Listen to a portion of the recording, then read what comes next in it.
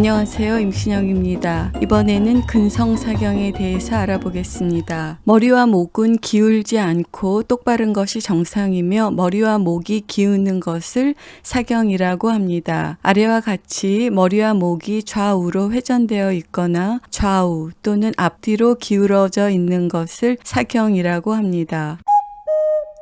사경을 확인하고 측정하는 방법은 여러 가지가 있으며 가정에서도 쉽게 사용할 수 있는 방법 중에 하나는 그림과 같이 아기의 몸통을 감싸서 안정적인 자세를 만든 후에 두 눈을 연결하는 선과 지면과의 각도를 측정하는 것입니다. 이것이 사경이 없는 것이고 가운데 아기는 20도 오른쪽으로 기울어 있으며 우측 아기는 오른쪽으로 50도 기울어 있습니다. 귀가 어깨에 닿으면 심하게 기우는 것입니다. 아기는 생후 3, 4월에 고개 가누기를 시작하고 6개월이 되면 고개 가누기가 완료됩니다. 생후 6개월 이후에는 졸리거나 멍하거나 아플 때 등을 제외한 의식이 명료한 대부분의 시간 동안에 머리와 목을 바르게 유지하여야 합니다. 또한 정상 두위는 이후 일생 동안 유지되어야 합니다. 여러 원인으로 사경이 생길 수 있으며 소아에서는 사고나 질병 이후에 사경이 발생한 것이 아니라면 대부분 선천적 사경입니다. 사경 중 가장 흔한 것이 근성사경이므로 소아에서 사경이 있을 때 첫 단계는 근성사경인지 구분하는 것입니다. 근성사경입니다. 신생아의 목에 멍울은 없는 것이 정상입니다. 신생아의 한쪽 목에 멍울이 있을 때 가장 흔한 것이 근성사경입니다. 근성사경에서는 아기의 한쪽 목 비근, 즉 흉쇄유돌근이 두껍고 짧아져서 고개 돌리는 것을 어려워합니다. 신생아가 한쪽으로만 고개를 돌리려 할 때 근성사경을 의심하여야 합니다. 그러나 신생아 목에 멍울이 있다고 모두 근성사경인 것은 아니므로 근성사경의 표준 진단법인 초음파 검사로 확인합니다. 화살표와 같이 초음파 검사상에서 흉쇄유돌근 안에 정상 근육과는 명확하게 구분되는 밝게 보이는 부분이 있으면 근성사경으로 진단합니다. 근성사경의 증상입니다. 핵심 증상은 한쪽 흉쇄유돌근의 길이가 짧아져서 아기가 고개를 기울이고 있고 동시에 반대편으로 고개를 돌리는 것입니다. 신생아가 지속적으로 한쪽으로만 머리를 돌려서 머리뼈 한쪽이 납작해지는 사두와 2차적인 안면 비대칭이 생기기도 합니다. 성장하면서 아이는 스스로 인식하지 않아도 그림과 같이 목을 기울이지 않기 위해서 어깨를 올리거나 목을 비트는 보상작용이 나타납니다. 심한 경우에는 이러한 보상작용에도 불구하고 계속 고개를 기울이게 됩니다. 심한 경우 척추가 휘는 척추측만증 그리고 머리와 목 사이가 비틀어지는 증상이 생길 수 있습니다. 아이가 성장하면 더 이상 목의 멍울은 두드러지지 않고 그림과 같이 근성사경이 있는 근육이 짧고 단단하게 되어 이때는 목 근육이 딱딱해요. 목에 뼈가 있는 것 같아요 라고 이야기합니다. 물리치료입니다. 대부분의 근성사경은 저절로 호전되지 않으므로 치료를 하여야 합니다. 치료는 물리치료와 수술치료이며 약물치료는 일반적으로 사용되지 않습니다. 예후가 좋은 질환이므로 약 90%가 물리치료로 완치되고 약 10%가 수술이 필요합니다. 근성사경에 대한 수술은 맹장수술처럼 응급수술이 아니므로 생후 6개월 이전에는 수술에 대한 판단을 보류합니다. 여러 가지 이유로 부모가 물리치료를 배워 가정치료를 하기 원하는 경우들이 있습니다. 그러나 경험이 없는 부모들이 한두 번 배워서 잘하기 어렵고 지나친 근육의 스트레칭을 피하기 어렵기 때문에 추천되지 않습니다. 우리나라는 의료 접근도가 비교적 좋은 나라이므로 가능하면 소아사경에 대한 경험이 있는 병원에서 치료받기를 추천합니다. 가정치료는 안전한 범위에서 보조치료의 역할을 하도록 합니다. 근성사경의 1차 증상은 한쪽 흉쇄유돌근이 짧아지는 것이므로 치료의 목표는 목이 대칭적으로 돌아갈 수 있도록 신전 운동을 하고 고개가 기울지 않게 근육의 강화 운동을 합니다. 그리고 머리, 목, 몸통, 팔다리의 대칭성을 확보하는 운동을 합니다. 주 1회에서 3회 아기의 상태에 따라 치료 횟수를 결정합니다. 아이가 고개를 좌우 대칭적으로 돌릴 수 있고 기울지 않아야 하며 이와 같은 상태가 3, 4주 동안 안정적으로 지속된다면 치료를 중단합니다. 이런 경우 멍울이 남아 있어도 멍울을 제거하는 수술은 대부분 필요하지 않습니다. 수술 치료입니다. 근성사경의 약 10%는 심한 경우로 물리치료로 완치되지 않아 수술이 필요합니다. 약 6개월 이상 충분 기간 물리치료를 하였지만 목이 계속 기울거나 충분히 돌아가지 않는 경우, 그리고 안면 비대칭이나 척추 측만증이 발생한 경우, 또한 머리와 목 사이가 비틀어지는 두경부 연접부 이상 등이 있는 경우에 수술이 필요합니다. 이와 같은 증상은 근육에 근육이 아닌 많은 섬유화 조직이 있는 경우에 발생합니다. 그러나 근육 내 섬유화 조직을 눈으로 볼 수는 없습니다. 따라서 수술을 결정할 때는 초음파 검사보다는 MRI 검사가 근육 내 섬유화 조직의 양에 대한 유익한 정보를 줍니다. 수술이 필요한 대부분의 아이들은 고개를 기울이고 있으며 성장하면서 악화됩니다. 근성사경의 수술은 응급수술이 아니며 대부분 전신 마취하에서 시행하므로 생후 6개월 이후 수술 여부를 판단합니다. 응급수술은 아니지만 큰 지연 없이 수술하는 것이 추천됩니다. 수술이 필요한데 생후 18개월, 24개월 또는 36개월에 한다는 식으로 의도적으로 수술을 지연하는 것은 2차 합병증이 계속 진행될 수 있으므로 추천되지 않습니다. 수술만 하면 다 낫느냐고 질문하시는 분들이 있는데 수술 후 유착 및 재발 방지를 위한 집중 물리치료가 필요합니다. 근성사경의 완치란 무엇일까요? 근성사경에서 물리치료의 종료가 완치를 의미하는 것은 아닙니다. 물리치료를 중단한 후에 재발하는 아동이 있기 때문입니다. 열이 떨어져서 해열제를 끊는 것이 이후에 평생 영원히 열이 안 나는 것이 아닌 것과 비슷합니다. 성장기 아동은 목뼈를 포함한 척추가 성장하므로 목뼈의 길이를 근성사경이 있는 흉쇄유돌근의 길이가 따라잡지 못하면 고개가 기울게 되고 충분히 움직이지 못하게 되며 이것이 재발한 것입니다. 성장기 아동이기 때문에 재발하는 것이므로 근성사경 치료의 핵심적인 내용은 목뼈의 성장과 목 근육 길이의 관계를 고려하는 것입니다. 목뼈가 빠르게 성장하는 약 36개월까지는 재발 유무를 확인하기 위한 추적 관찰이 필요합니다. 추적 관찰 중 확인할 사항은 고개를 잘 돌리는지, 근육의 길이는 충분히 유지되어 있는지, 척추 측만증, 안면 비대칭과 같은 이상이 발생하였는지를 확인하여야 합니다. 근성사경의 멍울에 대해서 알아보겠습니다. 근성사경의 멍울을 걱정하는 분들이 많이 있고 멍울이 남아있는 경우 멍울이 남아있어도 괜찮은지 질문하는 분들이 있습니다. 근성사경의 많은 경우 멍울이 저절로 어느 정도 줄어들지만 멍울이 완전히 없어지지는 않고 흔적을 남깁니다. 손으로 만져서 멍울이 만져지지 않는 경우에도 초음파 검사를 보면 근성사경의 흔적, 즉 섬유화 조직이 남아있는 경우가 대부분입니다. 근성사경이 발생하는 시점에 근육의 손상이 많으면 멍울이 많이 줄지 않고 섬유화의 양이 많습니다. 근육의 손상이 적으면 섬유화가 적고 멍울도 많이 줄 수 있습니다. 물리치료를 통해서 근성사경 멍울을 없애는 것은 물리치료가 할 수 있는 일이 아닙니다. 그러나 어느 정도 멍울이 남아 있어도 고개가 대칭적으로 돌아가고 기울지 않으면 아기는 정상적으로 성장할 수 있으므로 물리치료가 가장 중요한 부분을 담당하는 것입니다. 멍울이 줄었다고 무조건 좋은 것도 아닙니다. 수술을 필요로 하는 심한 근성사경의 경우 멍울은 없지만 많은 섬유화 조직이 있어서 목이 기울고 잘 돌릴 수 없습니다.